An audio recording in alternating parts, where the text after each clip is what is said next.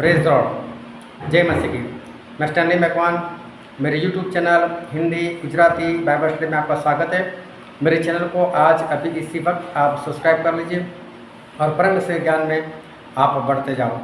आपको digital payment की आदत हो चुकी है, आप अपने मोबाइल से डिजिटल पेमेंट करते रहते हो और आज आपको कैश रखने की आदत बिल्कुल छूट सी गई है और आप ज़्यादातर वॉलेट का और डिजिटल वॉलेट का और डिजिटल कैश का आप इस्तेमाल करते हो और पैसा लेने में या देने में उसी का सहारा आप लेते हो। लेकिन मालूम है आने वाले दिनों में कुछ ऐसा होगा कि नेट बंद हो जाएगा, नेट बंद हो जाएगा और हो सकता है कि आपका बैलेंस वो 0 हो जाए और आप कुछ भी ना कर पाओ। ऐसा आने वाले दिनों में आपके साथ हो सकता है। आने वाले दिनों में एक बीमारी और फैलने वाली है जिसको लोग एमपॉक्स के नाम से जानते हैं और बीमारी फैलेगी। हो सकता है एक बार फिर लॉकडाउन लगे और इस बार लॉकडाउन जो लगे वो ज़रूरत से ज़्यादा लंबा लगे और हो सकता है उसकी वजह से कई लोग मर जाए, भूखे प्यासे मर जाए, उसकी वैक्सीन निकले और उस वैक्सीन के जरिए भी कई लोग मार दिए जाए, ऐसा हो सकता है। और आने वाले दिनों में लड़ाइयाँ इतनी फैलेगी, उसकी वजह से महंगाई इतनी बढ़ जाएगी कि आप जीने के लिए परेशान हो जाओगे कि मैं जीऊँगा कैसे। इस बात को आप ऐसे मत लेना कि बस ये बोलता रहता है और होता कुछ नहीं, लेकिन ये सब कुछ होने वाला है, ये सब कुछ प्री प्लान्ड है और सब कुछ होने ही वाला है और समझो उसका वक्त आ चुका है। और मालूम है शुरुआत की कलीसिया जिस तरह से एक रहती थी वो दिन हमारे लिए आ चुके हैं, क्योंकि सतावट हमारी बहुत बढ़ने वाली है और बहुत कुछ हमारे साथ होने वाला है। और इसलिए मैं कहता हूँ कि अभी से जाग जाओ और सभी लोग एक हो जाओ। क्यों ये सब क्यों होगा, कब होगा, वो सब कुछ जानने के लिए मेरे साथ इस वीडियो में अंत तक बने रहो।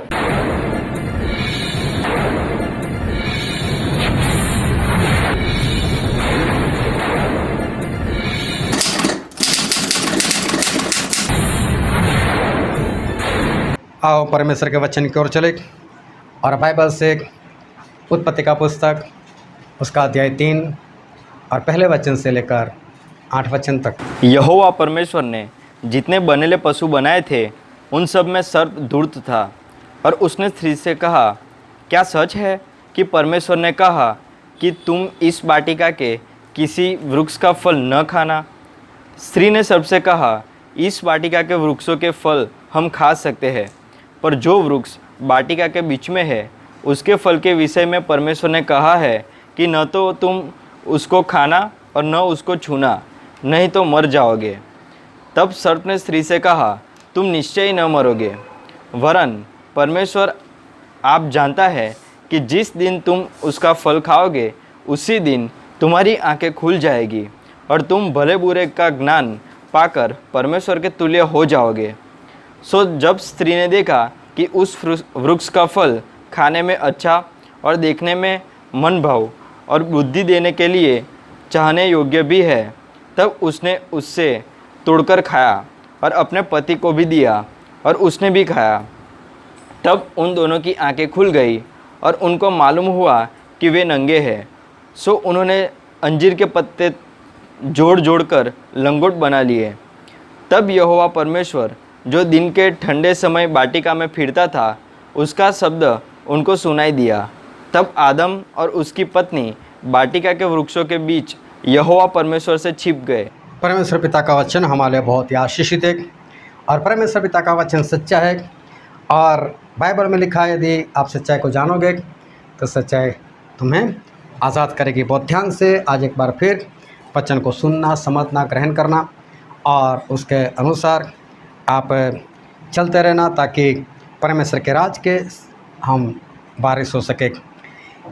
चीज़ एक ही होती है लेकिन कई लोगों के लिए एक ही चीज़ वो बुरी होती है और कई लोगों के लिए वही चीज़ अच्छी भी होती है। एक ही बात, एक ही चीज़, लेकिन कई लोगों के दिमाग इस तरह से चलते हैं ये चीज़ मेरे लिए अच्छी है और कई लोग ऐसे सोचते हैं कि नहीं ये चीज़ बुरी है। शराब देख लो, जो लोग पीते हैं वो क्या समझते हैं, शराब बहुत अच्छी चीज़ है, पियो। जलसा करो। और जिसको नहीं पसंद, जो नहीं पी रहे, वो क्या बोलेंगे कि नहीं, शराब अच्छी चीज़ नहीं है और शराब नहीं पीनी चाहिए। लेकिन ध्यान से समझना कि जो सही में बुरी चीज़ है वो ज़्यादातर लोगों को अच्छी लगती है। और देखना, शराब जो है वो ज़्यादातर लोगों को अच्छी लगती है, बुरी बहुत कम लोगों को लगती है, ज़्यादातर लोगों को अच्छी लगती है। कैसे? दूध वाला होता है, वो घर जा जाकर चिल्लाता है, दूध ले लो, दूध ले लो, दूध चाहिए कि नहीं चाहिए। और जहाँ शराब बिकता है वहाँ पर लोग जाते हैं ना, वो चिल्लाता है, वे शराब ले लो, शराब ले लो। वहाँ पर तो लोग लाइन लगाते हैं ना, खुद भागते हैं ना, खुद उसको ढूंढते हैं ना। और दूध वाला घर ढूंढते ढूंढते आता है, भाई साहब दूध चाहिए, मेरा दूध अच्छा है। तो ज़्यादा तो शराब बिक रही है, इसका मतलब जो बुरी चीज़ होती है वो ज़्यादातर लोगों को अच्छी लगती है। आत्मा में भी ऐसा होता है, आत्मिक बातों में भी ऐसा होता है, जहाँ पर शुद्ध उपदेश, खरा प्रचार, बाइबल के अनुसार प्रचार, तो वो लोगों को पसंद नहीं आता। और जहाँ पर शुद्ध उपदेश, बाइबल के अनुसार प्रचार, तो उन लोगों को मैसेज दे देकर लोगों को बोलना पड़ता है, भाई साहब आना, इतने बजे मीटिंग है, इतने बजे सुनने के लिए आ जाना। और यूट्यूब पर भी लोगों को बोलना पड़ता है, भाई साहब सुनो, मेरा वीडियो देखो, इसको सब्सक्राइब करो। और जो लोग सब्सक्राइब करते हैं वो भी नहीं देखते। लेकिन जहाँ पर शुद्ध उपदेश नहीं, जहाँ पर बाइबल के अनुसार प्रचार नहीं, जहाँ संसार की बातें, वहाँ पर कैसा हो जाता है, वहाँ पर भाग भाग कर लोग जाते हैं, वहाँ पर भाग भाग कर लोग देखते हैं। और जहाँ पर शुद्ध उपदेश होता है, वहाँ पर अगर किराया भी भेजो तो वो बोले मुझे नहीं आना है, मुझे नहीं सुनना है। और जहाँ पर झूठा प्रचार होता है, वहाँ पर लोग भाग भाग कर जाते हैं और भाग भाग कर जाकर अपना समय वहाँ पर बिताते हैं और अच्छे से वहाँ पर सुनते हैं। पता है इसका कारण क्या है? कारण यही है कि सही जो समझ होनी चाहिए, पहचानने की जो समझ होनी चाहिए, वो पहचानने की समझ वो नहीं है। अभी पंजाब में एक मीटिंग हुई थी और कोई प्रचारक आया था वहाँ पर, उसको बाहर से कहीं से बुलाया था। और वहाँ पर बड़े बड़े पास्टर लोग इकट्ठा हुए थे और भी पब्लिक इकट्ठा हुई थी। और जो पास्टर बाहर से बुलाया गया था उसका काफ़ी नाम था और उसने प्रचार में ऐसा सिखाया, अंतिम दिनों के बारे में सिखा रहे थे। और सिखाते सिखाते ऐसा बोल दिया कि प्रभु यीशु आएंगे, अपनी मंडली को लेकर चले जाएंगे और सभी का रैप्चर हो जाएगा और उसके बाद मसीह का विरोधी आएगा और बाद में क्लेश काल होगा। हम मसीह लोगों के लिए, हम मंडली के लिए क्लेश काल नहीं है। और उनका प्रचार खत्म हो गया। और अमरीक भाई, आप सभी जानते हो उनका अभिषेक कैसे हुआ है। वो तुरंत ही गए, इतने सभी पास्टरों के बीच में स्टेज पर चले गए और पास्टर से बोला कि पास्टर साहब मुझे एक सवाल करना है। बोला अभी सवाल का वक्त नहीं। बोला अगर अभी मैंने नहीं किया तो बाद में सवाल का कोई फ़ायदा नहीं है, अभी और सभी के बीच में मैं सवाल करना चाहता हूँ। बोला ठीक है। उन्होंने माइक ले लिया, माइक लेकर सभी को बोला कितने लोग ऐसा मानते हो कि प्रभु यीशु आकर अपनी मंडली को लेकर जाएंगे, उसके बाद एंटी क्राइस्ट खड़ा होगा और क्लेश काल होगा। सभी ने हाथ उठा दिया कि भाई साहब ने सिखाया भी वही था। और सभी के बीच में बोला ये झूठा प्रचार है, ये झूठ है। और मैं पास्टर से विनती करूंगा कि मुझे बाइबल से एक वचन ऐसा दिखा दे जो वचन ऐसा कहना चाहता हो कि प्रभु यीशु पहले आकर अपनी मंडली को ले जाएंगे, उसके बाद क्लेश काल शुरू होगा। और उनको बोल दिया आओ बताओ। उसके पास कोई उत्तर नहीं, कोई जवाब नहीं, बाइबल से ऐसा कोई वचन नहीं। सभी के बीच में ऐसा कर दिया। और उसके बाद क्या हुआ,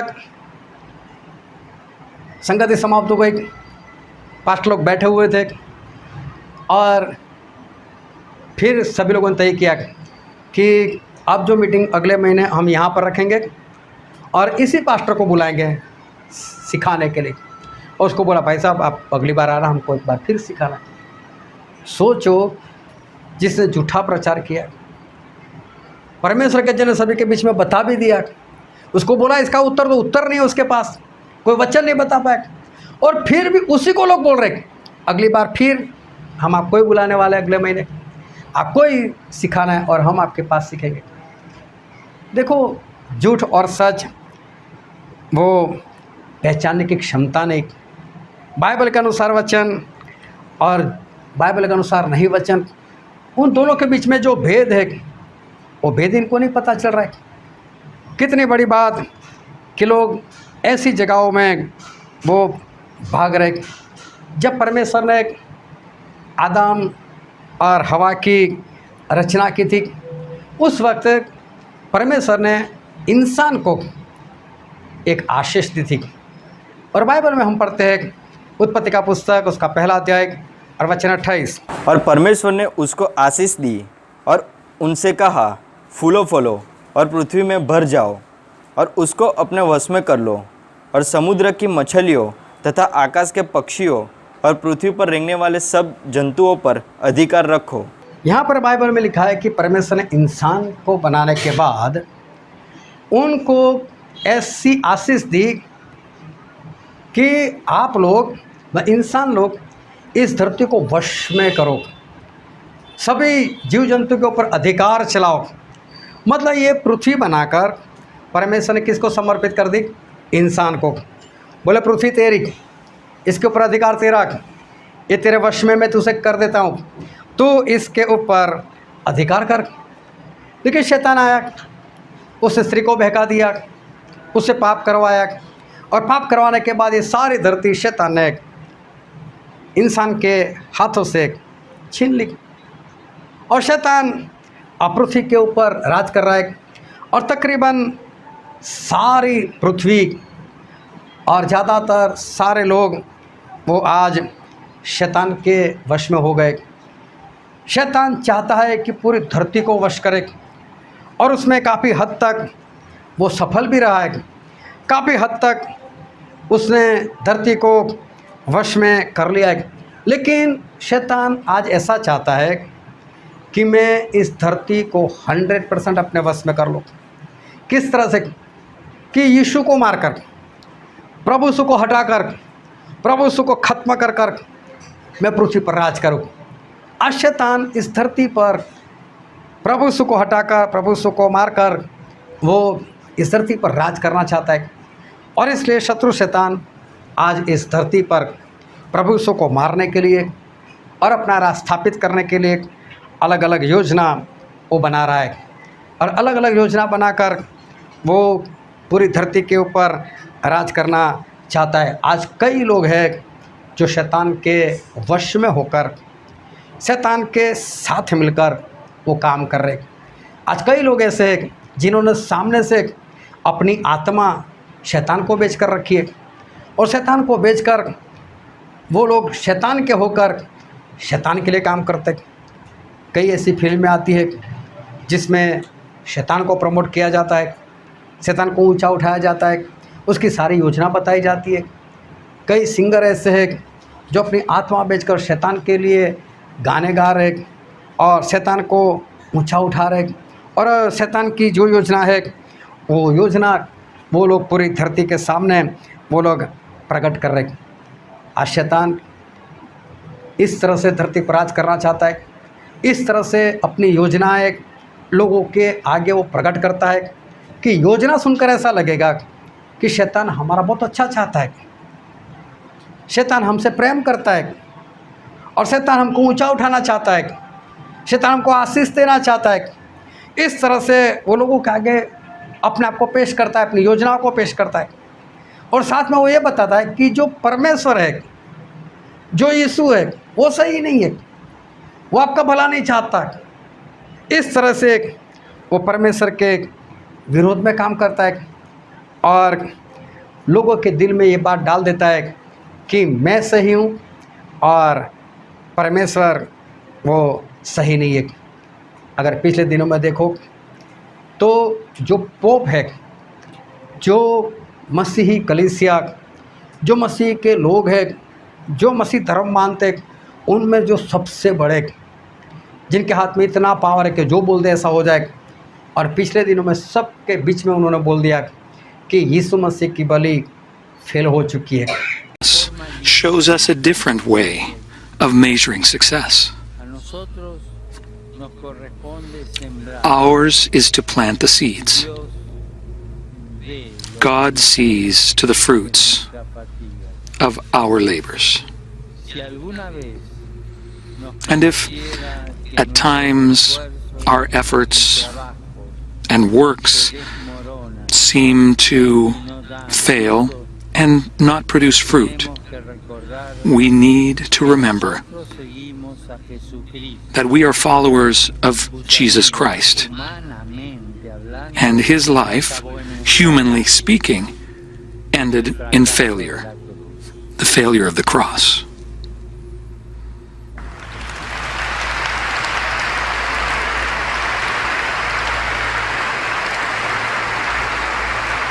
यीशु जो है उन्होंने अपनी बलि दी कि हमें शांति मिले। कहाँ जीवन में शांति, कहाँ दुनिया में शांति?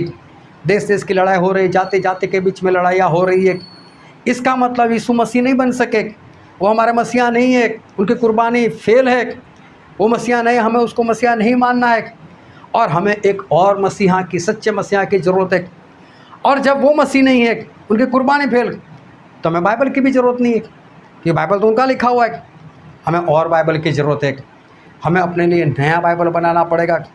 सोचो, जो सबसे बड़ा हेड है इस तरह से बातें कर रहे, और अगर आप सुनो आपको सच भी लगेगा, क्योंकि यशायाह 53 में तो लिखा है कि हमारी शांति के लिए प्रभु को ताड़ना पड़ेगी।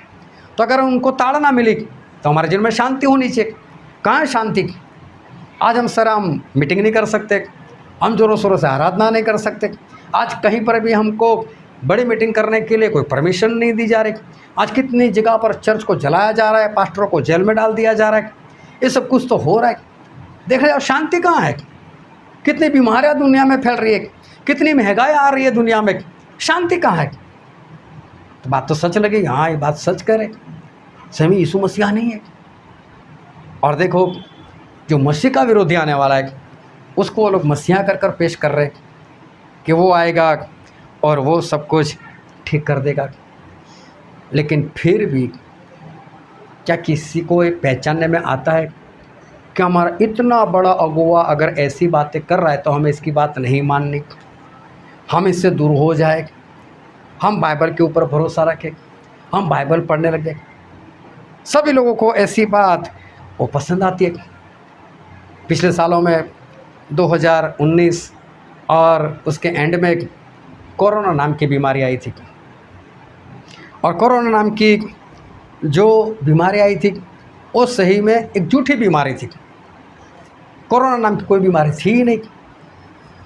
उसकी जो टेस्टिंग किट है वो हमारे भारत देश ने 2017 में खरीदी थी। मतलब ऐसा पूरी नहीं कि भारत सरकार सरकार को मिली पता हुई है। सब भारत पता है सरकार को इनको। सब पता है और वो मिले हुए हैं, मतलब सबके सब। अगर मुझे बोलिए, आपका कोविड जो बीमारी है वो 2019 में दुनिया में आई। 3 दिसंबर 2019 को पहला पेशेंट वुहान में मिला। भारत में जनवरी में फर्स्ट पेशेंट केरल में मिला और लॉकडाउन 23 मार्च को लगा। तो कोविड टेस्टिंग किट भारत में कब खरीदनी चाहिए थी? मार्च में बीमारी आई है तो टेस्टिंग किट कब खरीदनी चाहिए थी भारत में? अप्रैल के फर्स्ट वीक में, हाँ। जो मार्च एंड में, मार्च 30 नहीं, तारीख लेकिन तक। जब वुहान में ही पहला पेशेंट मिला और तब पता चल गया तो प्रिकॉशंस तो जैन से ही ले लेने चाहिए थे। ठीक है, टेस्टिंग किट जैन में खरीदनी चाहिए थी 2020 के। भारत सरकार ने कोविड 19 की टेस्टिंग किट जो है वो 2017 में खरीदी है। 20-25 ग्राम की टेस्टिंग किट आती है, वो टनों से खरीदी है, टनों से। 2017 में खरीदी, 2018 में खरीद के रखी। वर्ल्ड बैंक के ऑफिशियली वेबसाइट पे मेंशन है। और तब तो कोविड था ये भी जो नहीं। इवेंट, कोविड था, नाम ही नहीं था, कोविड नाम ही नहीं था, तो कोविड की टेस्टिंग किट कैसे खरीदी सरकार? और अगर ये इवेंट चल रहा है 201, तो ये इवेंट की स्टार्टिंग डेट होगी कोई तो भी। तो ये इवेंट की स्टार्टिंग डेट है 3 अप्रैल 2020। 3 अप्रैल को ऑफिशियली कोविड का इवेंट स्टार्ट हो गया। तब तक अपने लॉकडाउन नहीं लगाया था, ना किसी ने लगाया था। इजराइल वगैरह थोड़े से लग गए थे। एक्चुअल में खेल चालू हुआ 3 अप्रैल 2020 को। और ये कब, अभी ये खत्म तो करना होगा ना, ये खेल खत्म करना होगा, इवेंट खत्म करना होगा। तो ये इवेंट खत्म करने की डेट है 23 मार्च 2025। डेट वाइज सब चल रहा है, डेट वाइज प्लान है। और ये सब कुछ वर्ल्ड बैंक के ऑफिशियल वेबसाइट पे मेंशन है। हम कोई बनगढ़ंत मतलब कहानी या पिक्चर की स्टोरी नहीं बता रहे। जब कोरोना नाम नहीं था, लोगों ने सुना नहीं था, तो 2017 में इन लोगों ने टेस्टिंग किट कैसे खरीद ली? ये पूरा प्री प्लान था, ये शैतान की पूरी योजना थी। कैसी बीमारी लेकर आऊँ और लोगों को ख़त्म कर दूँ। टेस्टिंग किट पहले से आ गई और बहुत लोग जो थे वो उस कोरोना के अंदर वो लोग मारे गए। बहुत लोग कोरोना में ख़त्म हो गए। जब ऐसी कोई बीमारी नहीं थी, फिर भी लोग बीमारी के अंदर मर गए। लॉकडाउन लगाया गया। लॉकडाउन क्या होता था वो किसी को मालूम नहीं था। आज बच्चे बच्चे को पता चल गया लॉकडाउन वो चीज़ है क्या। लॉकडाउन के अंदर काफ़ी लोग मर गए। ये बीमारी के नाम से कई मौत हो गई। और जब बीमारी नहीं थी फिर भी वैक्सीन लेकर आए, और वैक्सीन इस तरह से पेश की गई कि कोरोना से बचने के लिए वैक्सीन ले लो, कोरोना से बचने के लिए वैक्सीन ले लो। हम आपका अच्छा कर रहे हैं। वैसे तो वैक्सीन की कीमत इतनी है, लेकिन हम आपको मुफ्त देंगे। क्यों? हम आपका भला चाहते हैं। और देखो लोगों ने भाग भाग कर वैक्सीन ली। लोग भागे वैक्सीन के पीछे। लोगों को लगा सही बात है, हमारा भला कर रही है हमारी सरकार, हमें ऐसा करना चाहिए। और कई जगह पर ज़बरदस्ती भी की गई। और ऐसा हुआ कि बहुत सारे लोग वैक्सीन लेकर बैठ गए। और अब वैक्सीन लेने वाले अब डर रहे।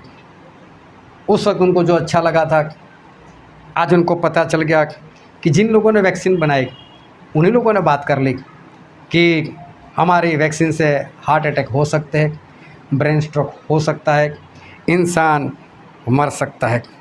लेकिन लोगों ने तो ये काम किया ना, लोगों ने तो वैक्सीन ली ना। क्यों? पहचान नहीं थी। सच क्या है, झूठ क्या है, उसकी पहचान नहीं। और जब भी हम बात कर रहे होते हैं तो एक बात ध्यान में रखना, हम किसी अन्य जाति की नहीं बात कर रहे, हम अविश्वासी लोगों की बात नहीं कर रहे, हम पास्टर लोगों की बात कर रहे, हम विश्वासी लोगों की बात कर रहे। मैं विश्वासी लोगों की बात करना चाहता हूँ कि उन लोगों को ये वैक्सीन अच्छी लगी, उन लोगों को ऐसा लगा ये परमेश्वर की ओर से है, उन लोगों को लगा लॉकडाउन भी परमेश्वर की ओर से है। और लोगों ने यशायाह 26 और 20 निकाल कर बताया कि वहाँ पर परमेश्वर का एक वचन ऐसा कहता है कि तू तेरे कमरे में बैठ जा, दरवाज़ा बंद कर दे, जब तक मृत्यु से दूर ना हो जाए। वो बात को लोगों ने कोरोना के साथ जोड़ दी, और कोरोना के साथ जुड़कर लोगों ने बताना शुरू कर दिया तो लॉकडाउन परमेश्वर की ओर से। किसी को ये बात समझ में नहीं आई। चर्चों में वैक्सीनेशन के प्रोग्राम हुए और आज सभी लोग डर रहे कि वैक्सीन लिए कहीं अटैक तो नहीं आ जाएगा, कहीं ब्रेन स्ट्रोक तो नहीं हो जाएगा। लेकिन उसको पेश कैसे किया गया था, बताया कैसे गया था? आपकी भलाई के लिए, आपकी अच्छाई के लिए। इससे आप मरोगे नहीं, इससे आपको कोई बीमारी नहीं आएगी, कोरोना आपको नहीं होगा। लेकिन वैक्सीन लेने वालों को भी कोरोना हुआ और ऐसे लोग भी वो मर गए। पंजाब देखो तो पंजाब के अंदर खेत बहुत है और सबसे ज़्यादा चावल, सबसे ज़्यादा गेहूँ वहाँ पर पकते। वहाँ पर बड़े बड़े खेत फैले हुए। और जब लोग फसल की कटाई हो जाती है तो उसके बाद जो उसके पौधे होते हैं ना, उसका छोटा छोटा हिस्सा वो खेत में रह जाता है। अभी उसके लिए क्या करना पड़ता है? कि मज़दूर लोगों को बुलाओ और मज़दूर लोग वो सारे पौधे उखाड़ कर उसको कहीं पर फेंक कर आएंगे, या तो अपने घर में चूल्हे में जलाने के लिए उसको लेकर जाएंगे, लेकिन इसके लिए काफ़ी खर्चा करना पड़ता है। तो वहाँ के ज़मींदार लोग क्या करते, उस खेत को जला देते, उसमें आग लगा देते। गवर्नमेंट ने मना कर दिया कि इस तरह से आपको खेत नहीं जलाना है, प्रदूषण फैलता है और इसलिए आप लोगों को नहीं जलाना है। मैं तो हर मौसम में वहाँ पर गया हूँ और मैंने वहाँ पर देखा है जब ये लोग खेत जलाते इतना धुआं होता है, सूरज नहीं दिखता। पूरे पंजाब में सूरज नहीं दिखता, इतना धुआं धुआं धुआं हो जाता है। इतना ही नहीं, उससे बरसात भी हो जाती है। ये कोई बादल की बरसात नहीं, धुएं से बरसात हो जाती है। अभी कानून आने के बाद, कड़ा कानून, और वो बोलते हैं वो लोग कि इतने साल की जेल कर देंगे, फिर भी लोग बिंदास से जलाते और सही में सरकार कुछ कर भी नहीं रही। लोगों को ऐसा होगा कि हम ज़मींदार लोग हैं, सरकार हमारे विरोध में कर क्या सकती है, हम तो सरकार बदल देंगे। सही में ऐसा नहीं है। सरकार को मालूम है अगर सरकार चाहे ना तो सभी को पकड़कर दंड दे सकती है। लॉकडाउन किया ही था ना, पंजाब में भी हुआ ही था ना, ज़मींदार लोग भी अपने घर में घुस गए थे ना, लेकिन सरकार को मालूम है प्रदूषण से और लोग मरेंगे, मरने दो ना, और बीमारियाँ फैलेगी, सांस की बीमारी लगेगी, अस्थमा होगा, ये होगा, होने दो, मरने दो लोगों को। बस लोगों को ऐसा लगता है कि गवर्नमेंट हमको कुछ नहीं कर रही है, अच्छी है गवर्नमेंट। सही में कोई अच्छा नहीं है। ये सारी शैतान की योजना है जो सोचते कि कोई बात नहीं, मरते हैं तो मरने दो। शैतान हमारी मौत को भी इस तरह से पेश करता है कि जैसे उसमें जीवन दिखता है। मैं एडवांस में आने वाले दिनों की बात मैं कर रहा हूँ और ध्यान से समझते रहना कि आने वाले दिनों में क्या होने वाला है। आने वाले दिनों में एक प्रोग्राम बरसों से बना हुआ है और प्रोग्राम ये है कि आने वाले दिनों में एलियंस आएंगे। एलियंस मतलब ये जिस तरह से पृथ्वी एक ग्रह है, ऐसा कोई दूसरा ग्रह है जहाँ पर और भी इंसान लोग रहते हैं। उनको इंसान नहीं, उनको एलियंस कहा जाता है। उनके पास भी बहुत सारी टेक्नोलॉजी है, उनके पास भी प्लेन वगैरह है और वो लोग चाहते हैं कि हम धरती पर हमला कर दें और धरती को अपने वश में कर दें। अभी ध्यान से समझना, कौन गया उस ग्रह के ऊपर, किसने एलियन को देखा, किसने उनकी बातें सुनी, उन लोगों ने कौन सी लैंग्वेज में बात की, और यहाँ धरती का इंसान कैसे गया, उसकी लैंग्वेज कैसे उसको पता चल गई। किसी के दिमाग में आता है ये बात? सभी लोग सच मान लेते। अमेरिका में एक एरिया है, उस एरिया का नाम है एरिया 51 है। इल्यूमिनाटी नाम की संस्था जो शैतानी है उसका इलाका है, लेकिन वहाँ पर किसी को जाने की अनुमति नहीं है। लेकिन वहाँ पर कोई ना जाए, इसलिए अमेरिका वाले ऐसा बोलते हैं कि यहाँ पर एलियंस आते हैं। एलियंस के बारे में खोजबीन यहाँ पर होती। और कई बार वो लोग बोलते हैं कि एक गोल वाला प्लेन दिखाई दिया, उसको लोग इंग्लिश में बोलते सॉसर, या तो एक दूसरा भी उसका कुछ नाम रखा है, और बोलते हैं कि वो हमको दिखाई दिया और हमने उसका पीछा किया, तब तक वो अचानक से वो गायब होगा। हाँ, उसको बोलते हैं यूएफओ। और बोलते हैं ऐसा प्लेन दिखाई दिया है जिसको यूएफओ बोलते हैं, जो गोल होता है, और बोले उसमें एलियंस है, लेकिन हम कुछ करें उससे पहले वो लोग भाग गए। महीना होता है, 6 महीना होता है, एक बार ऐसी खबर फैला देते। लेकिन मैं बोलता हूँ अगर एलियंस आते सिर्फ अमेरिका में आते, कोई भारत में तो भी दिखे, कभी ऑस्ट्रेलिया वाले भी तो बोले, सिर्फ वहीं से बात होती, फिर भी लोग सच मानते। तो आने वाले दिनों में एक प्रोग्राम ये लोग करने वाले कि सच में ऐसे प्लेन दिखाएंगे, सच में बमबारी होगी, कई लोग मर जाएंगे और कई लोग मर जाएंगे और ये लोग बातें फैला देंगे। ध्यान से समझना, ये होगा। बातें ऐसे फैलाएंगे कि एलियंस आए थे, उन लोगों ने बमबारी की और इतने इंसान मर गए, इतने इंसान मर गए। हमें अभी कुछ करना पड़ेगा, हमें एलियंस के सामने लड़ने के लिए हमें कुछ करना पड़ेगा, हमें कुछ ऐसे हथियार बनाने पड़ेंगे, ये करना पड़ेगा, वो करना पड़ेगा। चारों लोगों को डराएंगे, एलियंस कभी भी आ सकते। और फिर एक प्रोग्राम उन लोगों ने और भी बना कर रखा है, और वो है प्रभु यीशु का दूसरा आगमन। आज किसी को भी पूछो प्रभु यीशु कैसे दिखते, बोले इतने लंबे लंबे बाल, दाढ़ी मूछ। जो फोटो बना कर रखा गया है लोग उसी को यीशु समझते हैं। ज़्यादातर सभी मसीह लोगों के घर में ये फ़ोटो रहता है, और बच्चों को भी सिखा, देख बेटा बाप बाप, बेटा उसको भी बाप बोलता है। सही में लियोनार्डो विंची नाम के एक पेंटर ने ये सिर्फ फ़ोटो बना दिया, अपने हिसाब से बनाया। यीशु मसीह की फ़ोटो नहीं है, वो कोई दाढ़ी वाला अंकल है बस, वो यीशु मसीह नहीं है। लेकिन आज ज़्यादातर मसीह लोगों में वही चेहरा फिट बैठा हुआ है, और मालूम है उन लोगों ने अपनी टेक्नोलॉजी से प्रभु यीशु का दूसरा आगमन करने की पूरी तैयारी कर ली है। ध्यान से समझना, पहले एलियन से अटैक आएगा जो सही में नहीं है, फेक, झूठा, लेकिन काफ़ी लोगों को मार देंगे कि एलियंस लोग मारकर भाग गए। उसके बाद दूसरा इवेंट ये करेंगे, मेरे पास पक्का सबूत है इसका, ये जो प्लान बना है इसका वीडियो है मेरे पास। People believe that something is real, then it is real in its effects, in terms of social reality. In terms of the social reality, in terms of what people act according to their beliefs. Yeah. And that opens a question of really at two levels, perhaps something that we are creating ourselves, perhaps a series of images that we are projecting. I think Carl Jung came very close to expressing that idea in one of his books. Or could it be manipulated purposely by people who have the technology to simulate UFO sightings? And people say, well, of course not. Who would do a thing like that? Well, I would remind you that during the Watergate investigation, it was discovered that there was a plan originated in the White House to surface a submarine off the coast of Cuba and paint the second coming of Christ over the island of Cuba using holograms. Which is well within our technology today.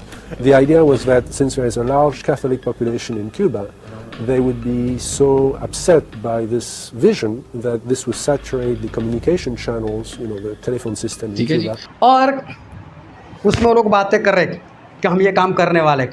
अभी क्या करेंगे, fake यीशु मसीह का आगमन बताएंगे। उनके पास ऐसे camera है जो हवा में उससे एक इमेज खड़ी होंगी, और यीशु मसीह इतने बड़े कि पूरा धरती का गोलायन चारों ओर से दिखाई देगा। वो इवेंट सभी लोग देख पाएंगे और देखेंगे यीशु आ गए, यीशु आ गए, यीशु आ गए, और चारों ओर बात फैला देंगे, यीशु मसीह आ गए, यीशु मसीह आ गए। इजराइल में जाकर बैठ गए, यीशु मसीह आ गए, और सही में लोगों को दिखाई देंगे, सच में दिखाई देंगे, है नहीं, लेकिन ऐसी इमेज खड़ी करेंगे आसमान में कि सभी लोगों को दिखाई देगा, रोशनी रोशनी फैल जाएगी। और बोले यीशु मसीह आए और इजराइल में बैठ गए। अब इजराइल में आसानी से तो आप जा नहीं सकते, उसके लिए पासपोर्ट चाहिए, वीज़ा चाहिए, उसके बाद भी वहाँ जाकर आप कैसे मिलोगे।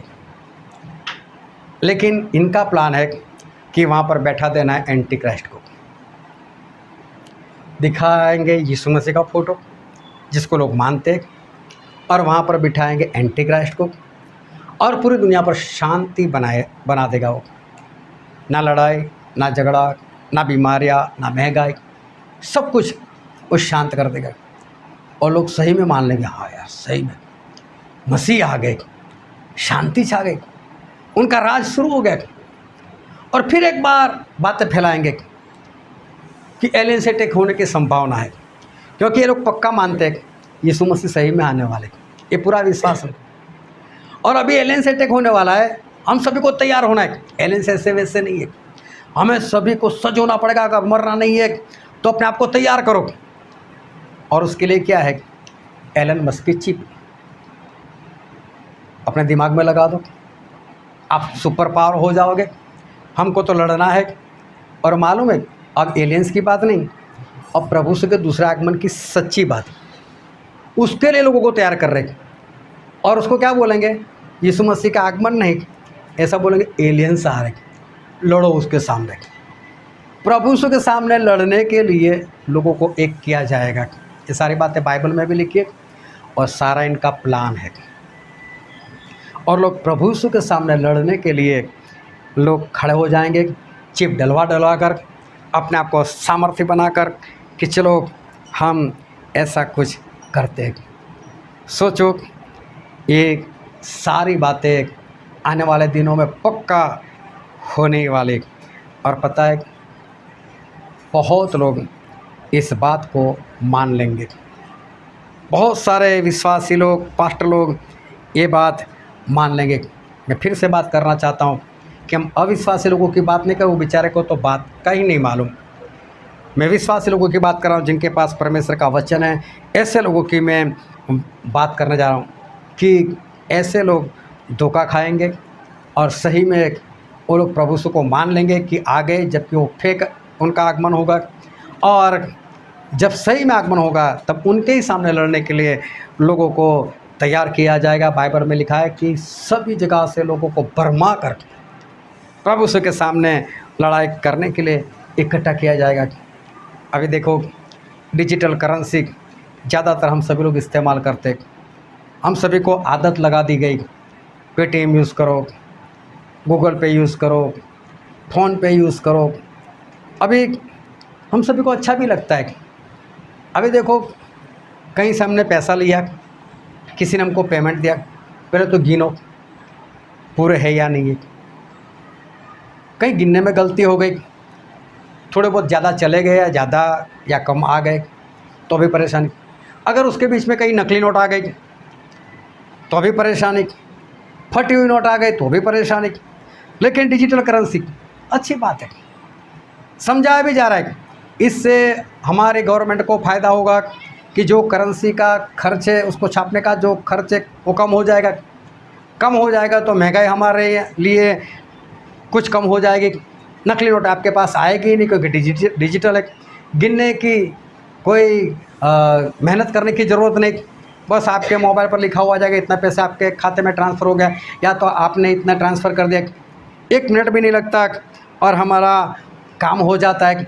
कहीं पर भी जाओ और डिजिटल करेंसी, बस उससे हमारा काम वो होता जा रहा है।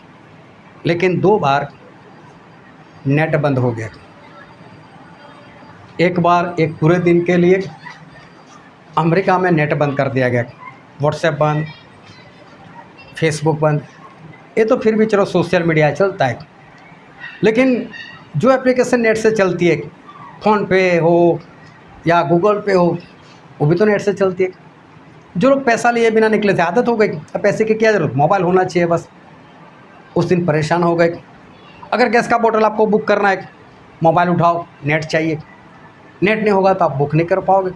बहुत सारे काम एक दिन के लिए उनके रुक गए। और देखो, पब्लिक ने कुछ नहीं बोला, ये सारा ट्रायल हो रहा था। उसके बाद ऐसा हुआ कि एक बार फिर विंडोज़ वो उन लोगों ने बंद कर दी। बहाने बहुत बताए, ऐसा हुआ था, वैसा हुआ था। और कई लोगों के कंप्यूटर जो विंडोज़ से चलते हैं, उनके कंप्यूटर बंद हो गए। जो प्लेन हवा में उड़ रहे थे, उनको सिग्नल नहीं मिल रहा था, एयरपोर्ट पर उतारे कैसे। जो एयरपोर्ट पर प्लेन थे जिनको उड़ान भर रही थी, वो रुक गए कि सिग्नल ना मिले तो हम उड़े कैसे। और पूरे वर्ल्ड के अंदर काफ़ी कुछ हो गया। उसी से बैंक चलती है, उसी से ट्रेन चलती है, और बहुत जगह पर बहुत कुछ हो गया। अभी सोचो, एक बार फिर ये सारा प्रोग्राम इन लोगों ने बना कर ही रखा है। ये तो सिर्फ हम पर ट्रायल लिया हुआ था कि देखते हैं पब्लिक करती क्या है, पब्लिक बोलती क्या है। एक बार फिर ऐसा होगा, और मैं जो बोलता हूँ होगा, तो आप लिखकर मेरी साइन करवा सकते हो। ऐसा होगा ही होगा। कब होगा वो मैं नहीं कह सकता, वो आज भी हो सकता है, कल भी हो सकता है, परसों भी हो सकता है। लेकिन बरसों के बाद की मैं बात नहीं कर रहा, बरसों के बाद की बात नहीं कर रहा, अभी अभी की बात कर रहा हूँ कि कभी भी ऐसा हो जाएगा। और अगर ऐसा होने के बाद 2 बार तो एक दिन के लिए बंद किया, लेकिन अब अगर हफ्ते के लिए बंद कर दिया नेट, तो कई बच्चे तो ऐसे हैं जो YouTube के ऊपर, गेम के ऊपर पागल हो चुके। अगर मोबाइल उन्होंने साइड पर रख दिया तो ज़्यादा से ज़्यादा 1-2 सेकंड फिर उठा लेते, फिर रखते, फिर उठा लेते, आदत सी हो गई। वो तो ऐसे ही मर जाएंगे क्योंकि आदत हो चुकी है, पागल हो जाएंगे। और जो लोगों के नेट से काम नहीं होने वाले वो लोग भी पागल जैसे हो जाएंगे। इतना ही नहीं, अगर हफ्ते के बाद नेट शुरू हो गया और आपके बैंक के अकाउंट में रीसेट करने के बाद 0 हो गया तो आप क्या करोगे? आपके पैसे सारे चले गए तो क्या करोगे? ना आपके पास कोई सबूत रहेगा, ना बैंक के पास कोई सबूत रहेगा, सब कुछ 0 आप करोगे क्या? बहुत ध्यान से समझ लेना, जो मैं कह रहा हूँ वो होने वाला है, लेकिन मैं कोई भविष्यवक्ता नहीं। मैं भविष्यवक्ता हूँ इसलिए सारी भविष्यवाणी कर रहा हूँ ऐसा नहीं, लेकिन मेरी निगाह चारों ओर रखता हूँ। और मैं आप लोगों को भी कहना चाहता हूँ कि अपनी निगाह चारों ओर रखो। मैं एडवांस में इसलिए बता देता हूँ कि मैं अपनी निगाह चारों ओर रखता हूँ। बहुत पहले मैंने बता दिया था, जब इजराइल और हमास का युद्ध हुआ था, तभी मैंने एक मैसेज में बता दिया था, इसमें ईरान भी आएगा, इसमें अमेरिका भी आएगा। इस युद्ध में आ भी गया, सब कुछ अभी चल भी रहा है, लेकिन ये कोई भविष्यवाणी नहीं थी। बस मेरी निगाह वो चारों ओर थी। अभी एक बार फिर मैंने बोला कि 2024 में अमेरिका का जो इलेक्शन होने वाला है उसमें ट्रंप आएगा। तो कोई भविष्यवाणी नहीं है, ये चारों ओर निगाह रखने से पता चलता है कि इन लोगों का ये प्लान है ही है। इन लोगों ने पहले से ऐसा प्लान वो बना कर रखा है, और ऐसा नहीं कि ये प्लान सब छिपा कर रखते, बिंदास से हमारे सामने जाहिर करते। ढूंढना हमें है, देखना हमें है। प्रभु ने यही बात बताई थी, जागरूक रहो। प्रभु ने यही बोला, जागते रहो। तो जागते रहने का मतलब यही है कि रात में सोना नहीं है, ऐसा नहीं। जागते रहने का मतलब यही है कि चारों ओर निगाहें घुमाते रहो। अगर तू जागरूक रहेगा तो मैं चोर की नाई तेरे लिए नहीं आऊँगा, क्योंकि जागते रहेंगे तो हमको पता चलेगा कि हाँ, प्रभु यीशु का आना हो तो निकट है। तो परमेश्वर जागते रहने की बात यही करे कि चारों ओर अपनी निगाहें रखो और सावधान हो जाओ कि दुनिया में हो क्या रहे। ये लोग बिंदास से अपना प्लान बता रहे, लेकिन कुछ कोड वर्ड में वो लोग अपना प्लान जो है वो बता रहे। अभी जो सबसे अमीर इंसान है पूरे वर्ल्ड में, एलन मस्क, उसने जाहिर किया कि मैंने एक वीडियो AI से बनवाया, आर्टिफिशियल इंटेलिजेंस से।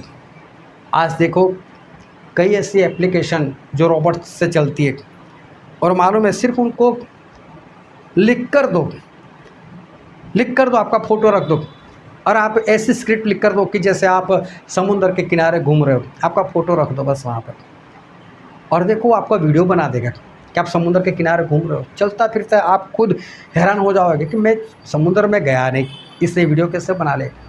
सिर्फ लिखो और वो वीडियो बना लेता है।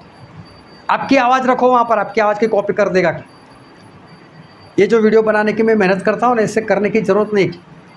बस ये जो जितना मैसेज है उसको रिकॉर्ड कर लो, ऑडियो रिकॉर्ड डाल दो उस एप्लीकेशन के अंदर, मेरा फ़ोटो डाल दो, बढ़िया से स्टेज पर बढ़िया पब्लिक बताएंगे, और मैं वहाँ पर मेरी आवाज़ में प्रचार करता हूँ, आपको दिखाई दूँगा। इतनी मेहनत करने की ज़रूरत ही नहीं। ऐसे सारे टूल्स, ऐसे सारी फैसिलिटी आ गई, और एलन मस्क ने बोला कि मैंने उसमें एक वीडियो बनाया, और वीडियो को मैं आपके आगे पेश कर रहा हूँ।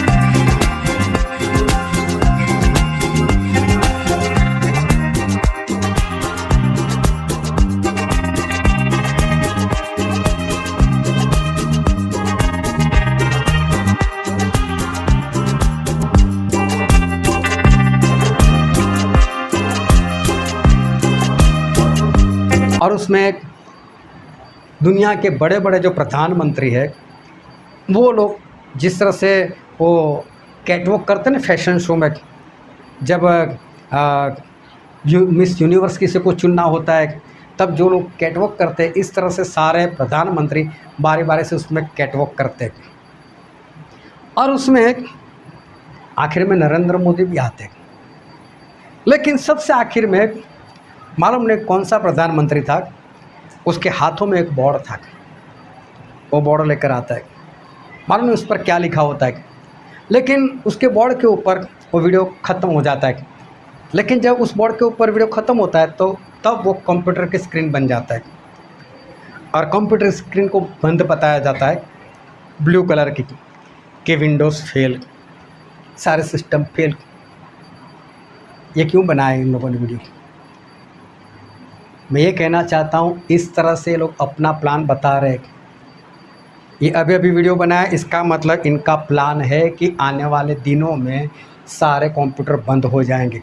एडवांस में बता दिया, जितने जितने प्रधानमंत्री बताया सारे इसके साथ जुड़े हुए, और आने वाले दिनों में ऐसा होने ही वाला है, कंप्यूटर बंद होगा ही होगा, रीसेट होगा ही होगा, और हो सकता है कई लोगों के पैसे उड़ाए जाएंगे।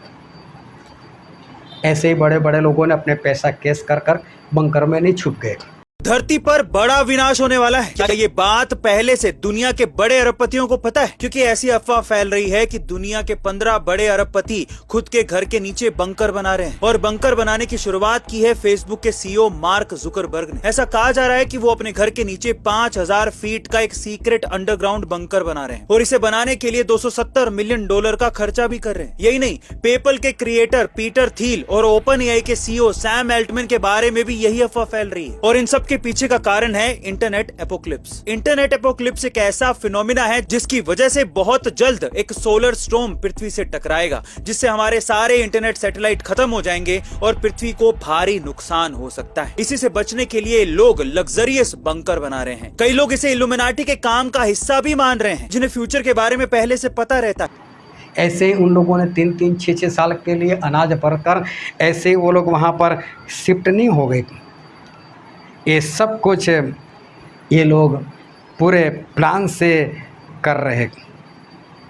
हमें बताते भी एक सिर्फ हम जागते रहने होने चाहिए और हमारा दिमाग कुछ काम करता होना चाहिए, लेकिन लोगों को अपनी पड़े मौज मस्ती में लोग पड़े अपने अपने वीडियो, शॉर्ट्स वीडियो, रील्स वगैरह देखते रहते, बस उसमें बस थोड़ा हंस लेते, और उनको ये नहीं पता चलता कि हम लोग कर क्या रहे, हमारी दुनिया वो कहाँ पर जा रहे हैं। लेकिन मैं अपनी निगाह चारों ओर लगा के ये सारी बात में समझने का प्रयत्न करता हूँ, क्योंकि प्रभु यीशु ने भी यही कहा था कि आखिरी दिनों में, अंत के दिनों में धरती पर ज्ञान बहुत बढ़ जाएगा, टेक्नोलॉजी बढ़ जाएगी, प्रभु यीशु का वचन है। तो जब ये बढ़ जाएगा तब समझ लेना कि मेरा आना पास में है। इसका मतलब कि हमें चौकन्ना ना रहना चाहिए, हमें सारी बातों को हमें देखना पड़ेगा, हमें सोचना पड़ेगा। जब बड़े बड़े लोग पैसा कैश कर कर बैंक से अपना माल उठाकर अगर बंकर में चले जाते हो तो क्या हमें नहीं सोचना चाहिए? क्या उनको देखकर हमें सोच नहीं आनी चाहिए बड़े लोग ऐसा क्यों करें, क्यों अपना पैसा बैंक से निकाल रहे? ये लोग निकाल रहे तो उनको कौन सी बात पता चल गई कि जिसके कारण वो लोग बंकर में छुप गए? क्या कोई बीमारी फैलने वाली? क्या कोई वायरस छोड़ने वाले? क्या कोई मिसाइलें आने वाली?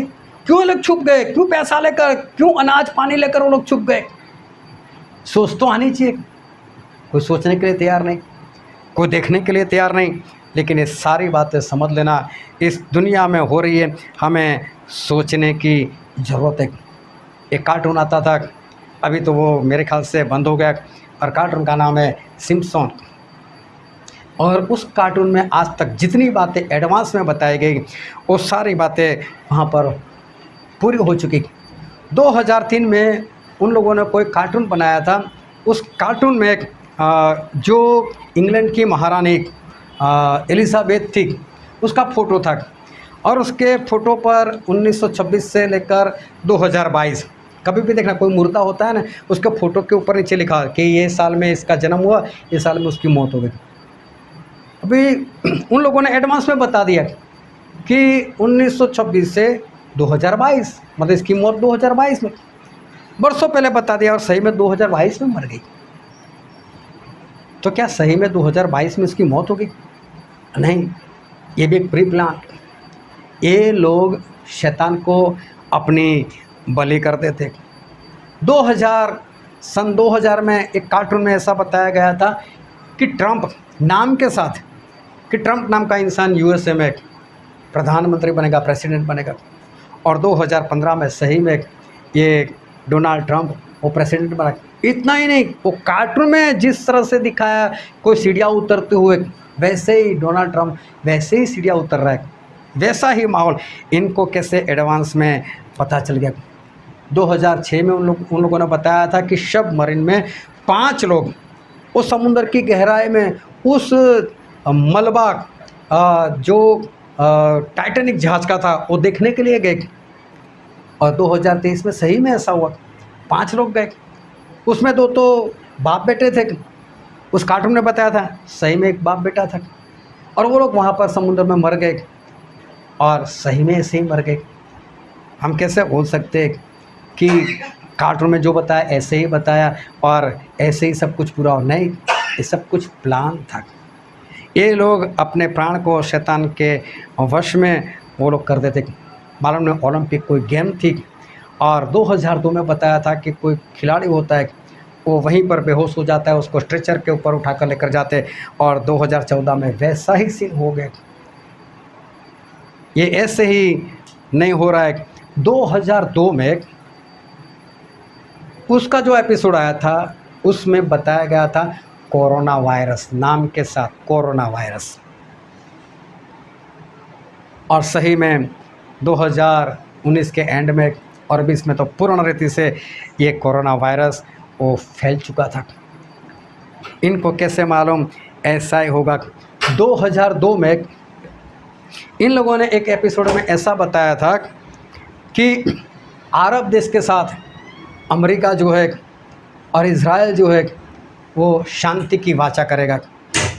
ऐसा फोटो, ऐसा एपिसोड उन लोगों ने बताया। और सही में 2017 में ट्रंप ने ये काम पूरा भी कर दिया। और अभी ध्यान से समझना कि एक एपिसोड में वो मालूम नहीं कौन से सन में आया। उस एपिसोड में उन्होंने बताया कि एक बच्चा था, वो जू में जहाँ पर पशु लोगों को रखा जाता है वहाँ पर गया था। और वह जू के अंदर बंदर थे और एक बंदर ने अपना हाथ निकालकर उस बच्चे को ऐसे पकड़ लिया। उस बंदर के ऊपर पॉक्स पड़े थे, फोड़े पड़े थे। और जैसे ही उसने इस लड़के को छुआ उसके बाद उसको भी सर पॉक्स आ गए। और फिर वहाँ पर स्पष्ट लिखा है एम पॉक्स, जो आज 2024 में पूरा हो गया। 2024 में अभी एम पॉक्स नाम की बीमारी वो फैल रही है। अभी सोचो, क्या ये सब कुछ कार्टून ने बताया, ऐसे ही बता दिया होगा? नहीं, इन लोगों का मानना ऐसा है कि अगर मैं बोलूँ कि विलास भाई मैं कल आपका मर्डर कर दूंगा, और इस बात को वो नहीं मानते, मजाक समझते, अलर्ट नहीं थे और मैंने मार दिया, तो मेरी अभी कोई गलती नहीं। मैंने तो बताया था, उन्होंने नहीं माना, पाप उसका, मेरा नहीं। तो जो भी करना है बता कर करो, मानो ना मानो वो लोगों की मर्जी। नहीं मानते और कुछ करते तो समझ लो हमको इसका बदला नहीं दिया जाएगा, हम बिंदास से जिएंगे, क्योंकि हमने तो जो भी किया था वो बता कर किया था। अब एक नई टेक्नोलॉजी मार्केट में आई है, उसको बोलते हैं पाम हैंड पेमेंट टेक्नोलॉजी। उसमें दाहिने हाथ में चिप लगाई जाती है, बस वो जिस तरह स्कैनर आता है ना, वहाँ पर अपना हाथ लगाओ, पेमेंट कट जाएगा आपका। कई जगह पर ये शुरू हो गया। और बाइबल में तो बात लिखी है कि मसीह का विरोधी जो आएगा वो अपनी मोहर इस जगह पर और या तो अपने दाहिने हाथ में देगा, और देखो उसके बिना कोई लेन देन नहीं कर पाएगा। तो उससे तो लेन देन आज दुनिया में शुरू हो गई। और मैं इन बातों को नज़रअंदाज नहीं करता।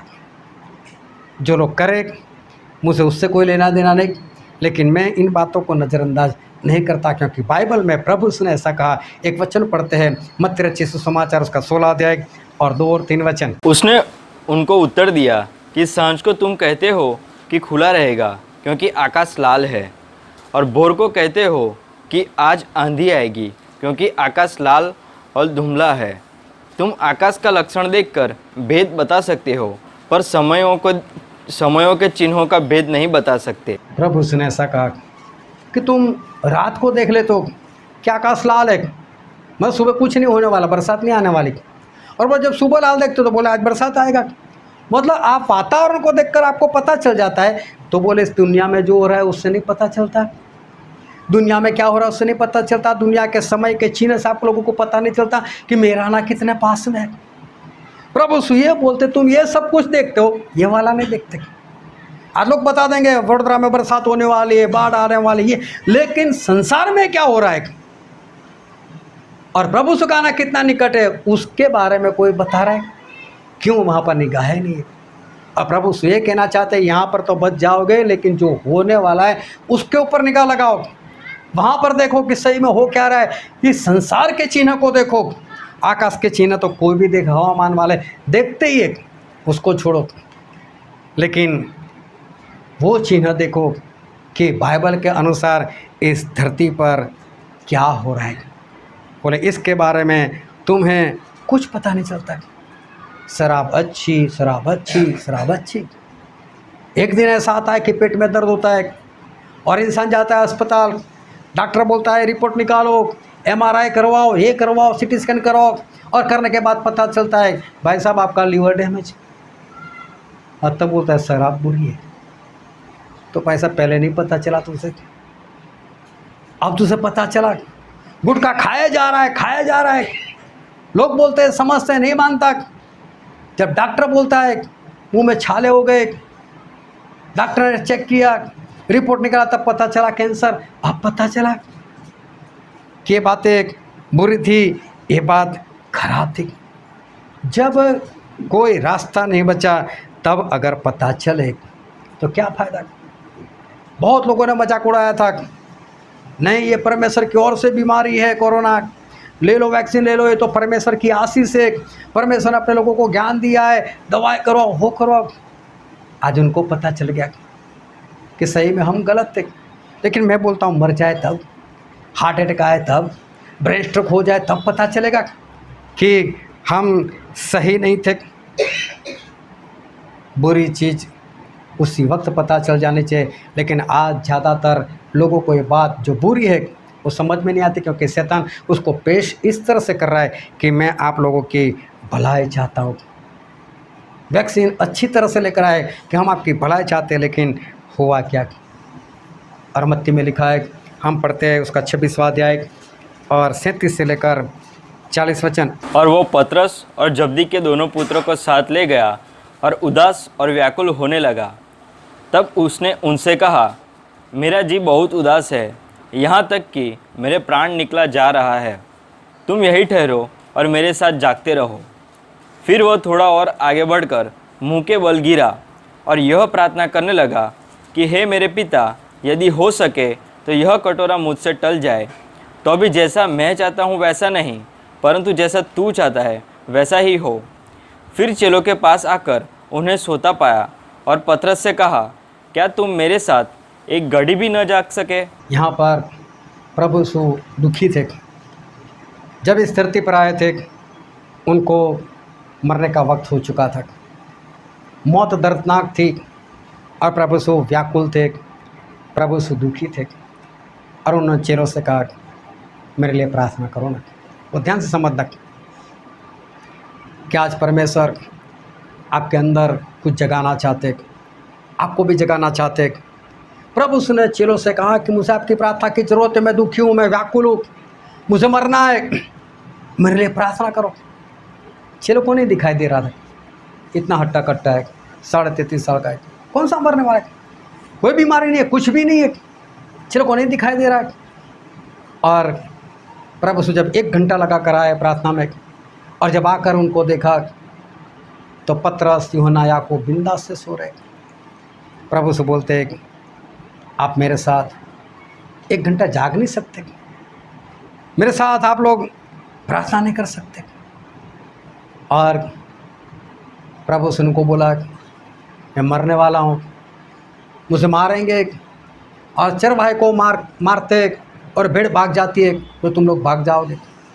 और पतरस से जोरों से कहा, हे प्रभु मैं नहीं भागने वाला, मैं ऐसे कैसे भागूंगा, मैं नहीं भागने वाला। लेकिन जैसे ही प्रभु यीशु को उस बाग में पकड़ने के लिए आए, सारे चेले भाग गए कि नहीं? लेकिन बातें कैसी की थी इन लोगों ने? बड़ी बड़ी की थी। और हम पढ़ते हैं मत्ती उसका 26वां अध्याय और 33, 34, 35 वचन। इस पर पतरस ने उससे कहा, यदि सब तेरे विषय में ठोकर खाए तो खाए, परंतु मैं कभी भी ठोकर न खाऊंगा। यीशु ने उससे कहा, मैं तुमसे सच कहता हूँ कि आज ही रात को मुर्गे के बांग देने से पहले तू 3 बार मेरा इनकार करेगा। पतरस ने उससे कहा, यदि मुझे तेरे साथ मरना भी हो तो भी मैं तेरा कभी इनकार न करूँगा। और ऐसा ही सब चेलों ने भी कहा। ध्यान से समझ। प्रभु यीशु को प्रार्थना की ज़रूरत थी। प्रभु यीशु ने एडवांस में चेलों को बोला भी कि देखो मुझे मरना है। सोचो प्रभु यीशु कितना दुखी होंगे, व्याकुल थे, अकेले थे, उनको सहायता की ज़रूरत थी कि मेरे साथ मेरे चेले प्रार्थना करें। चेलों ने प्रार्थना नहीं की, प्रभु यीशु को आकर पकड़वा लिए गए। चेले सारे प्रभु यीशु को छोड़कर भाग गए, लेकिन प्रभु यीशु ने ठोकर नहीं खाई, प्रभु यीशु तो बच गए। लेकिन मैं आपसे कहता हूँ, अगर आप अकेले होंगे, आपके लिए कोई प्रार्थना करने वाला नहीं होगा। आप जिसको बोलोगे प्रार्थना करो, आपके पास से भाग गया होगा। मैं बोलता हूँ प्रभु यीशु तो बच गए। क्या आप ऐसे दिनों में बच पाओगे? जिस तरह से प्रभु यीशु को लोग पकड़ने के लिए आए थे, मारने के लिए, उसी तरह से मसीह के विरोधी लोग अगर आपके पास आए, आप अकेले हो, आपके लिए कोई प्रार्थना करने वाला नहीं, सारा आपसे भाग चुके, और उस वक्त मसीह के विरोधी लोग आए, आपको पकड़ लिया, प्रभु यीशु तो बच गए। मैं आपको बोलता हूँ, क्या आप बच पाओगे?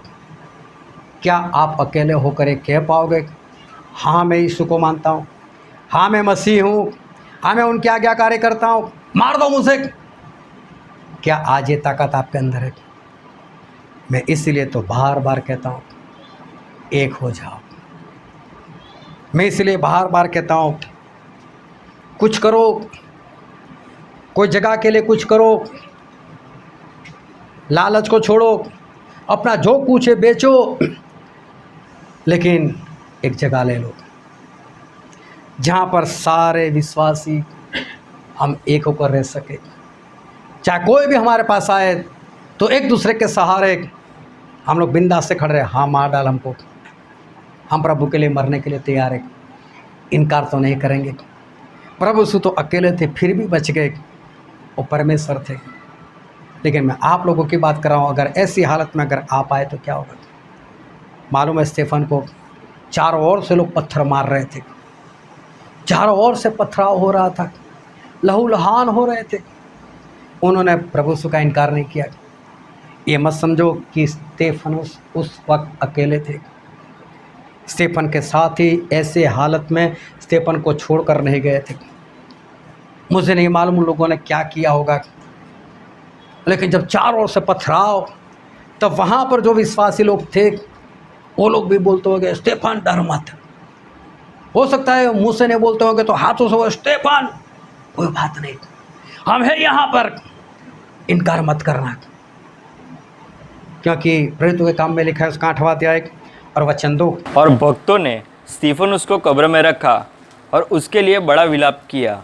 डेड बॉडी लेकर गए, मतलब थे वहाँ पर, उसको दफन किया, विलाप किया, उनके लिए रोए, मतलब वो लोग थे वहाँ पर।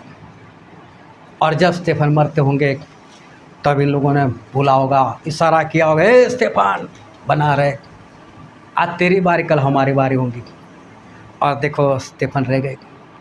पौलुस के ऊपर इतना पथराव कि लोगों ने मान लिया पथराव करने वाले के पौलुस मर गए, उनको घसीट कर शहर के बाहर जाकर फेंक कर आए।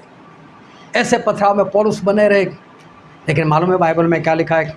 हम पढ़ते प्रेरितों के काम उसका 14वां अध्याय 19 और 20 वचन। परंतु कितने यहूदियों ने अंताकिया और इकुनियम से आकर लोगों को अपनी ओर कर लिया और पौलुस पर पत्थरवाह किया और मरा समझकर उसे नगर के बाहर घसीट ले गए।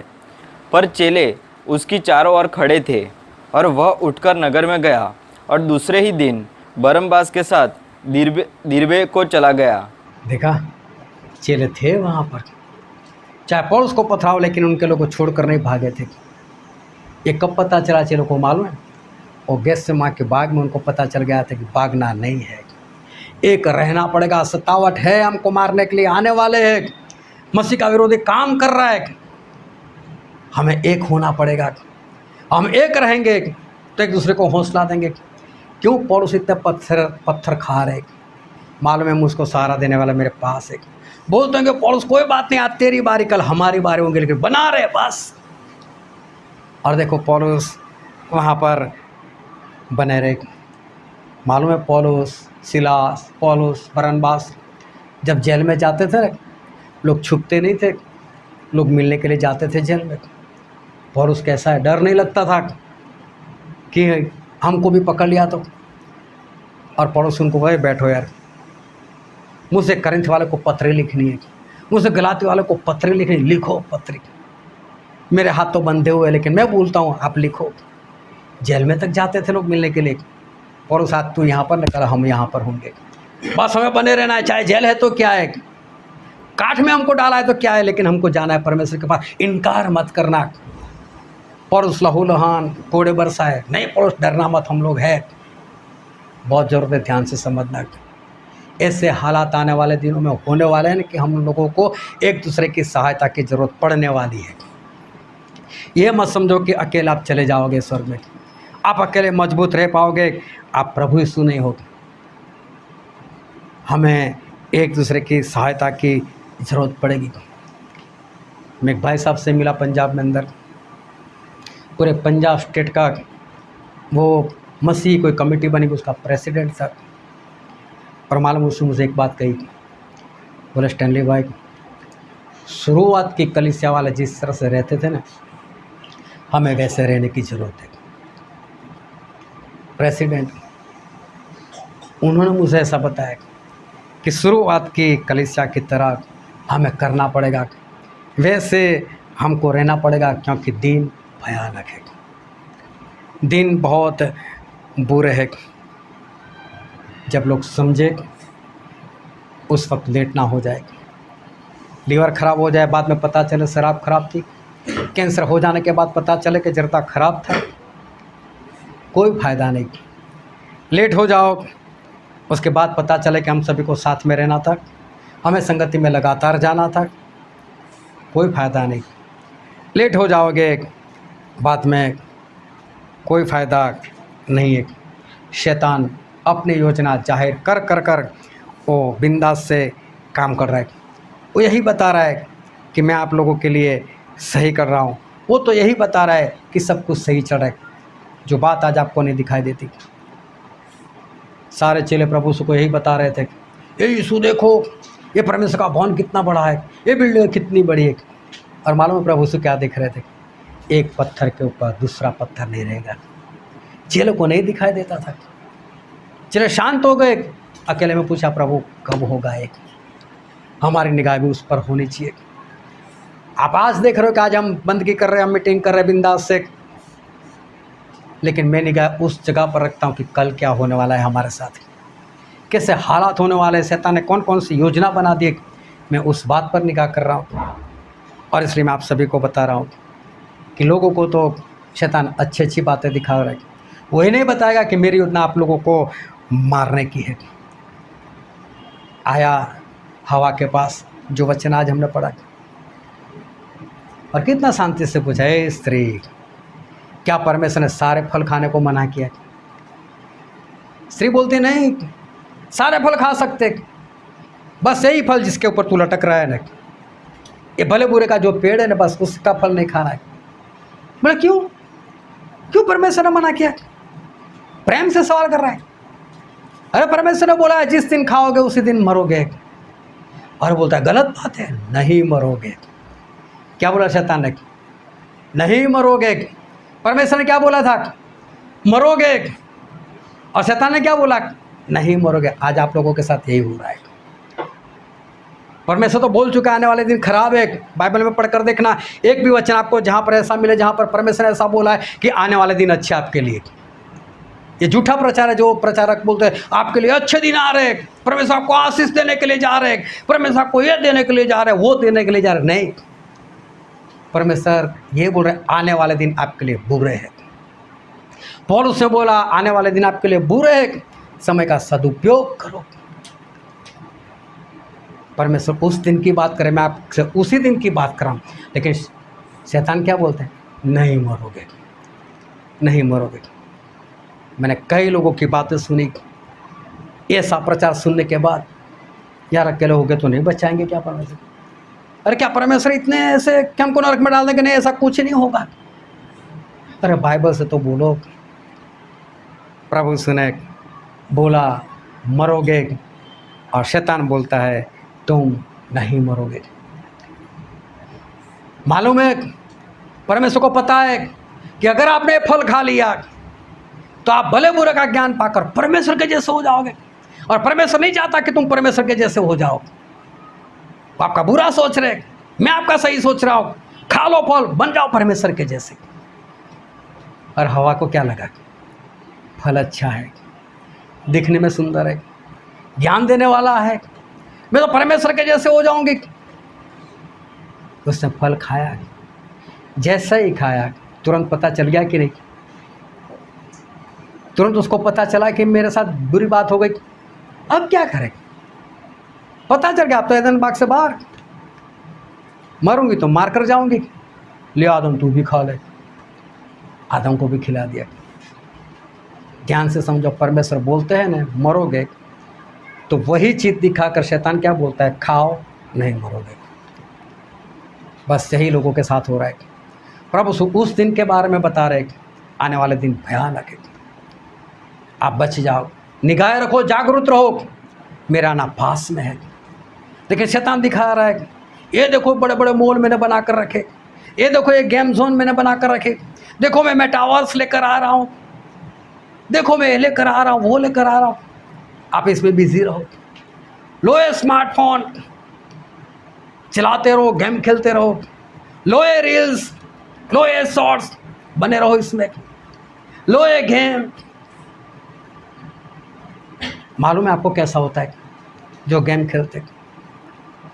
यार 100 करोगे, ला इस बार तो 150 कर देता हूँ, 150 जाए लाओ 200 कर देता हूँ। आप वहाँ पर ख़त्म नहीं करते, जो सोचते हैं वहाँ पर ख़त्म नहीं करते। एक ही वीडियो देखता हूँ बस, एक मिनट का बस शॉर्ट्स, लेकिन उंगली चलते जाती है, कब घंटा हो जाता है आपको पता नहीं चलता। और शैतान बोलता है करता रहे, नहीं मरोगे, तुम नहीं मरोगे। लेकिन होता वही है जो प्रभु कहते हैं। और इसलिए मैं कहता हूँ सावधान हो जाओ, संभल जाओ। बस हमको ज़रूरत है एक दूसरे के साथ रहने की, एक दूसरे को सहायता करने की हमें ज़रूरत है। आने वाले दिन सही में भयानक है। ऐसा ना हो कि आप जब समझो तब लेट हो जाओ, और उस वक्त आप सब कुछ फेंक कर भी भागने को तैयारी करो, लेकिन आप भाग ना पाओ। इससे अच्छा है कि आज सही में जाग जाओ। बहुत कुछ होने वाला है। मैंने जितनी बात बताई मैं सबूत के साथ, जब ये वीडियो अपलोड होगा तो देख लेना, उसमें मैं सारे वीडियो ऐड कर रखूँगा कि कहाँ पर किसने क्या बोला है, कैसे होगा, सबूत के साथ। और इसलिए मैं कहता हूँ सारे सबूत है, इन लोगों का प्लान है, करेंगे, लेकिन हमें उससे बचना है। उसके लिए हमें एक होना ज़रूरी है, और हमें एक होना है। बस एक हो जाओ और बचे जाओ। हालेलुया। हम सभी अपने आँखों को बंद करें, अपने मस्तकों को प्रभु से आगे झुकाए। मेरे प्रियो, ये वक्त है कि हम अपने आप को जांचें, हम अपने आप को परखें। आज इस दुनिया में बहुत मौज मस्ती है, बहुत सुख वाली बात है, आकर्षित करने वाली बात है। शैतान ने वही बातें प्रभु को दिखाई थी और बोला था मुझे दंडवत कर, ये सब कुछ मैं तुझे दे दूंगा। आज शैतान आप लोगों के साथ यही कर रहा है। वो दिखाना नहीं चाहता जो प्रभु ने कहा है। प्रभु ने तो कहा था कि मरोगे, लेकिन शैतान ने उस स्त्री से कहा नहीं मरोगे, आप प्रभु यीशु के जैसे हो जाओगे। लेकिन सही में मौत आ गई उनको, वो मर गए, एदन बाग से, स्वर्ग से बाहर हो गए। मैं आज आप लोगों से पूछना चाहता हूँ कि क्या आज आप प्रभु यीशु के वचन के ऊपर विश्वास करते हुए, शैतान की बातों को न मानते हुए, क्या आप एक होंगे? क्या एक होना चाहोगे, या शैतान की बातों को सुनकर आज भी नज़रअंदाज करके परमेश्वर की बातों को आप मरना चाहोगे? वक्त कम है, बहुत जल्द बहुत कुछ होने वाला है। उससे पहले परमेश्वर की आवाज़ को सुन लो, परमेश्वर की बातों को मान लो। शैतान जो कुछ कर रहा है उसको पहचानो, लेकिन बच जाओ बस। परमेश्वर कहते जागरूक रहो, आप जाग जाओ बस। जो होने वाला है उसके लिए जाग जाओ, उसको समझ लो, ताकि आगे आपको क्या करना है वो पवित्र आत्मा के जरिए आपको पता चले। वक्त कम है, हमें खुद बचना है, हमारे परिवार वालों को बचाना है, हमारी संगति वालों को बचाना है, हमें बहुत लोगों को बचाना है। और इसलिए मैं कहता हूँ अपने आप को संभालो बस। वक्त कम है, झूठी बातों के ऊपर, शैतान की बातों के ऊपर भरोसा ना करो, लेकिन अपने आप को बचा लो। ये वचन समझने के लिए, ग्रहण करने के लिए, उसके अनुसार चलने के लिए प्रभु यीशु की कृपा हम सभी पर होने पाए।